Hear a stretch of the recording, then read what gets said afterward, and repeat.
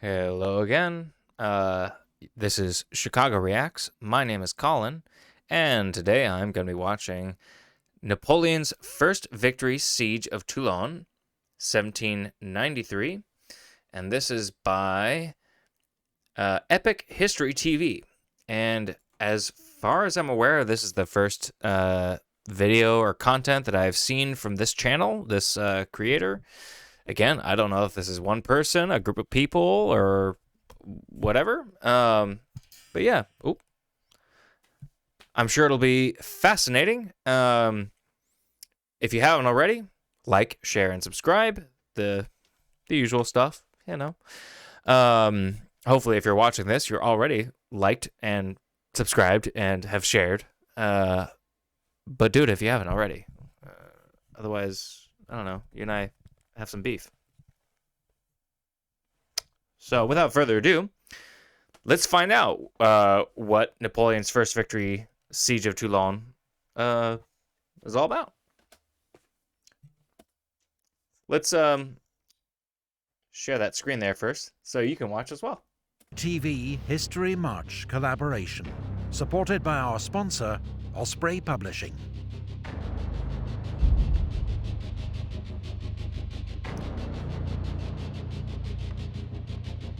Toulon. In the summer of 1793, the French Revolution was entering its fourth year, and France was on the verge of anarchy. In Paris, political extremists had seized control of the revolution. Sorry, that guy in the middle there, that...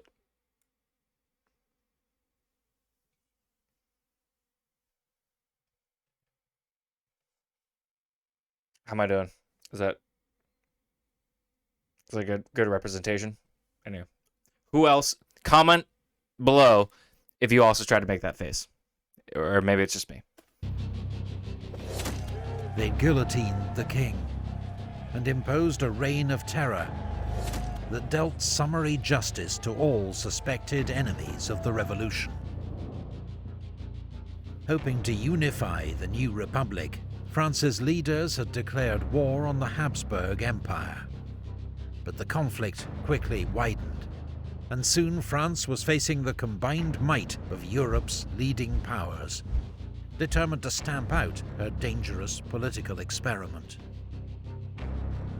Meanwhile, whole regions of France had come out in open revolt, horrified by the new extremism of the revolution. In August, the Republic suffered a further, potentially fatal blow, when the city of Toulon joined the revolt. Toulon was France's largest and most important naval base in the south, home to a third of the entire French Navy. But now, rebels welcomed their old enemy, the British Royal Navy, into the port, led by Admiral Lord Hood, aboard HMS Victory. It was an extraordinary coup. Without a shot being fired, the Allies had crippled French naval power in the Mediterranean and gained a vital toehold on the French coast. All French forces in the area were immediately diverted to face this new threat and lay siege to the rebel port. 19,000 troops in all. But since most French officers had been aristocrats who were now fleeing the revolution in large numbers, they were seriously short of professional leadership. Their commander, General Jean-François Carteau, was a loyal Republican, but a court painter by trade with no military training. To make matters worse, one of his few professional officers, his artillery commander, Colonel Martin, had been badly wounded on the approach to Toulon. Antoine Salicetti, a Corsican deputy of the National Convention in Paris, recommended as his replacement a fellow countryman, a 24-year-old artillery officer who was passing Toulon en route to the front, named Napoleon Bonaparte, or Bonaparte. He's only 24. God Bonaparte damn. was a professional soldier, but he'd seen almost no active service. Nevertheless, Salicetti was impressed by his manner and most of all, his politics. Bonaparte had just written a political pamphlet, a short story about a young artillery officer who berates his fellow diners for their disloyalty to the Republic. General Carteau thought it wise to accept Deputy Salicetti's recommendation.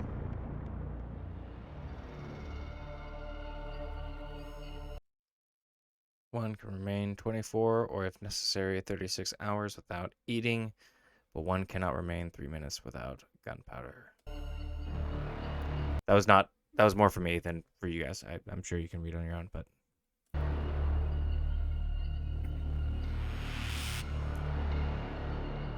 The great port of Toulon was well defended by city walls and a dozen outlying forts and redoubts. They were held by 2,000 British soldiers and sailors, 6,000 Spanish troops, 6,000 Neapolitans, and 800 Sardinians. Artillery would be the key to overcoming these formidable defences. But when Bonaparte was put in command of the artillery on the 16th of September, he found himself with few cannon, not enough trained gun crews, and a shortage of gunpowder and shot. With relentless energy and determination, Bonaparte transformed the situation, requisitioning unused guns, training infantrymen to work them, setting up a new forge and workshop, and arranging transport from Marseille of 100,000 sandbags for constructing new batteries. Through hard work, he was ultimately able to build his force up to 64 officers and 1,500 men, manning 100 cannon, howitzers, and mortars. Within days, Bonaparte had established 2 new forward batteries with good revolutionary names, La Montagne and Sans Culottes, which brought Toulon's inner harbour within range and forced Admiral Hood to move all his ships closer to the port. Bonaparte also came up with a plan, one that would allow the French to bypass most of Toulon's defences and secure the rapid victory the Republic so desperately needed. Bonaparte argued that if Fort L'Aiguillette could be captured, which looked out across the harbour, he could fill it with heavy guns and shell the British and Spanish fleet at anchor. Admiral Hood would be forced to abandon the port and take with him the Allied soldiers that Toulon relied on for its defence. General Carteau saw the merits of Bonaparte's plan, and on the 22nd of September, French forces attacked Montcaire. But to Bonaparte's exasperation, while he'd argued for an attack by 3,000 men, the indecisive Carteau committed only 400. Not only was the attack easily repulsed, but it alerted the Allies to the danger. Within 48 hours, they'd reinforced Montcaire with thousands more troops and built a new fort named Fort Mulgrave, bristling with 20 cannon. Wait, hang on a second. Did he say within 24 hours? Within 48 hours, 48 they hours. reinforced Okay. Montcaire Even with still, thousands more troops and built a new fort named Fort Mulgrave. in 48 bristling hours, with they built a 20 whole cannon. new ass fort? God damn. The position was now so strong, the French nicknamed it Little Gibraltar.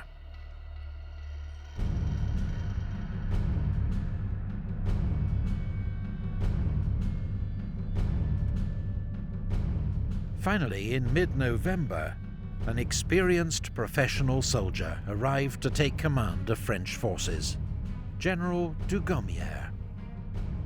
He saw at once that Bonaparte's plan was the only way to take Toulon, and gave it his full backing.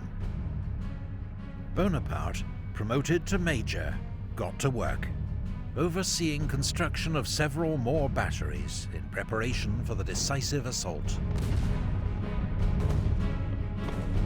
One forward battery was so exposed to enemy fire that men refused to be sent there. So Bonaparte renamed it La Batterie des Hommes Sans Peur, the battery of men without fear. And suddenly, there was no shortage of volunteers. It was an early display of Napoleon's genius for inspiring his soldiers. Inspiring, or I don't know. Yeah, I don't know. It's interesting what motivates us to do things, especially very dangerous, deadly things. Like just the notion of being considered brave, like to have that title. I don't know. It's wild. One that would serve him well in the years ahead. On the 30th of November, the Allied Land Forces commander, British General Charles O'Hara, tried to seize back the initiative, leading an assault on the new French batteries facing Fort Malbousquet. At first, the attack was successful. The batteries were overrun, the French guns spiked. But a counterattack with much greater numbers, and led in person by General Dugommier and Major Bonaparte, drove back the Allies.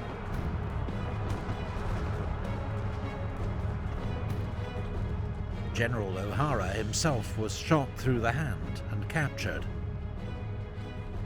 12 years before, he'd surrendered to George Washington at Yorktown during the American War of Independence. Now he got to surrender to Napoleon Bonaparte.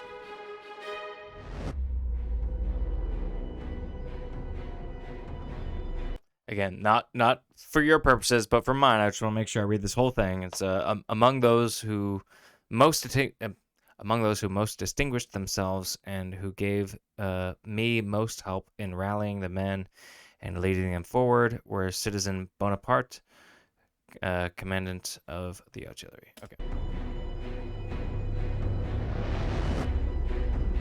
I'm generally a slow reader, so that's why I have to pause it. In the early hours of the Anyhow. 18th of December, in howling wind and driving rain, the French launched a major assault on Fort Mulgrave. The wet conditions made muskets useless except as clubs or with bayonets. Bonaparte led the second wave in person. Amid fierce hand-to-hand fighting, his horse was killed under him, and he was bayoneted in the thigh by a British sergeant, a wound that came within inches of ending his life and radically changing the course of history. Finally, the Allied garrison was overwhelmed, and Mulgrave fell to the French. Fort L'Aiguillette and Tour de la Balaquière were soon also in French hands. By the following afternoon, the French had 10 heavy guns in L'Aiguillette, placing the Allied ships within range. Admiral Hood could not expose his valuable ships of the line to such a threat. He had no option but to order an immediate evacuation of the fleet and garrison from Toulon. Small Spanish and British teams raced to destroy all the French ships and naval stores that they couldn't take with them. But amid the chaos of their departure, 18 ships of the line were allowed to fall back into French hands. A badly missed opportunity. Many French citizens of Toulon were desperate to escape aboard the Allied ships, knowing that the Republicans would inflict terrible reprisals on the city. British and Spanish ships took as many as they could, about 14,000 in all, but scores were drowned amid chaotic and desperate scenes. Others were left to face the wrath of the revolution. Republican troops entered the city the next morning, and executions and firing squads began almost immediately. For the next 2 weeks, about 200 were executed every day.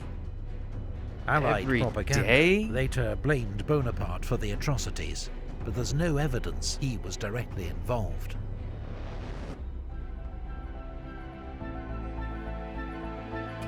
My predictions were exactly fulfilled. Such is the history of this event, which so greatly astonished Europe and has never been well understood.